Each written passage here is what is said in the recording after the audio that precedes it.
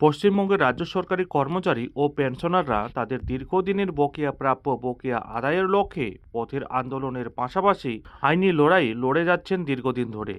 তবে প্রাক্তন রাজ্য সরকার তাদের দীর্ঘদিনের দাবিকে মান্যতা দেয়নি। ফলে সদ্য নির্বাচনে পরাজয়ের শিকার হতে হয়েছে প্রাক্তন রাজ্য সরকারকে। গত রাজ্য সরকারের ডিএ প্রদানের ঢিলেমির পর বর্তমানে নতুন সরকার ক্ষমতায় এসেছে। পশ্চিমবঙ্গের রাজ্য সরকারি কর্মচারীদের মহার্ঘ ভাতা বা ডিএ মামলাটি এখন এক সন্ধিক্ষণে দাঁড়িয়ে রয়েছে। বিধানসভা নির্বাচনের পর রাজ্যে ক্ষমতার পালাবদলও ঘটেছে।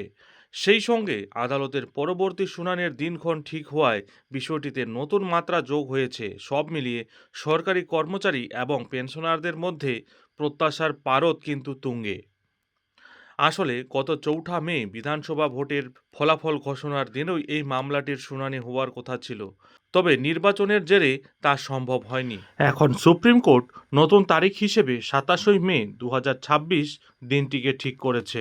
সুপ্রিম কোর্টের পর্যবেক্ষণ ও বকেয়া ডিএর হিসেব গত ৫ই ফেব্রুয়ারি ২০২৬ সালে এক যুগান্তকারী রায়ে স্পষ্ট করে দিয়েছিল যে ডিএ কোনো দয়ার দান নয়, এটি কর্মচারীদের আইনগত অধিকার।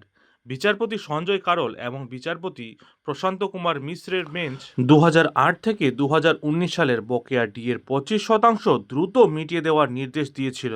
এই বকেয়া ডিএ মেটানোর তদারকি করার জন্য সুপ্রিম কোর্টের অবসরপ্রাপ্ত বিচারপতি ইন্দু মালহোত্রার নেতৃত্বে একটি উচ্চ পর্যায়ের মনিটরিং কমিটিও গঠন করে দিয়েছিলেন দেশের সর্বোচ্চ আদালত সুপ্রিম কোর্ট।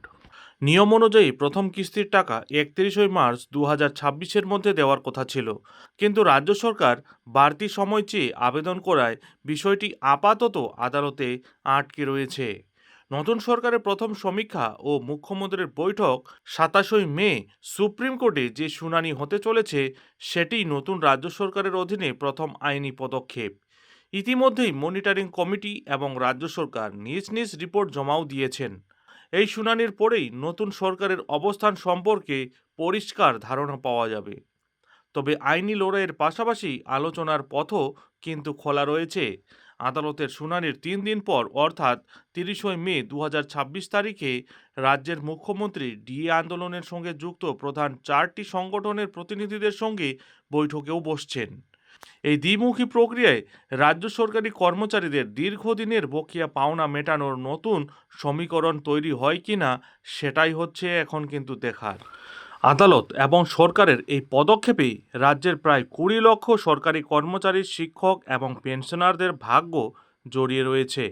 যদি ২৭শে মে অর্থাৎ আগামীকাল দেশের সর্বোচ্চ আদালত সুপ্রিম কোর্ট বকেয়া পরিশোধের চূড়ান্ত সময়সীমা বেঁধে দেয়, তবে তা সরকারি কর্মচারীদের আর্থিক স্বস্তি দেবে। অন্যদিকে ৩০শে মে বৈঠকে সরকারের সদিচ্ছা প্রকাশ পেলে দীর্ঘদিনের কর্মবিরতি এবং আন্দোলনের ক্ষোভ প্রশমিত হতে পারে। সব পক্ষের প্রত্যাশা এই জোট কাটিয়ে এবার প্রশাসনিক কাজে নতুন গতি ফিরবে এবং স্থায়ী সমাধান সূত্র বেরিয়ে আসবে। এখন দেখার বিষয় আগামীকালের শুনানিতে সর্বোচ্চ আদালত কী নির্দেশ দেয় এবং আগামী ৩০শে মেই বা সরকারি কর্মচারীদের সাথে নবনির্বাচিত মুখ্যমন্ত্রীর বৈঠকে কী সিদ্ধান্ত নেওয়া হয়। নজর থাকবে সেদিকে। যাই হোক, এখন এখানেই শেষ করছি।